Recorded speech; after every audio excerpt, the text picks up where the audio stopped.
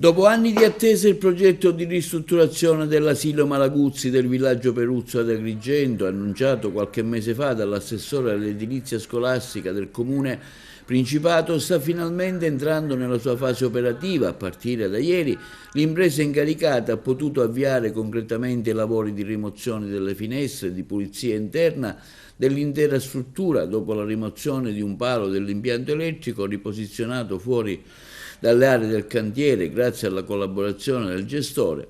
Si tratta di un passo fondamentale verso l'avvio delle fasi di demolizione della vecchia struttura. Come già annunciato, afferma l'assessore Principato, il progetto prevede la demolizione e la ricostruzione della scuola con l'obiettivo di creare un ambiente sicuro e accogliente per i bambini del quartiere.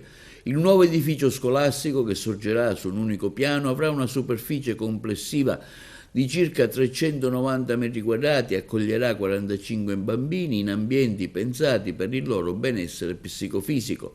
Il progetto, già approvato dalla Giunta Miccichè, prevede un investimento complessivo di circa 897.000 euro, destinato a restituire alla città una struttura moderna e sicura, migliorando non solo l'offerta educativa, ma anche il decoro e la vivibilità dell'intero quartiere Peruzzo. Un risultato che il quartiere del villaggio Peruzzo ad Agrigento aspettava da anni, ha commentato l'assessore al ramo Gerlando Principato, e che ora si appresta a diventare una realtà, un altro passo importante per il miglioramento dell'edilizia scolastica ad Agrigento.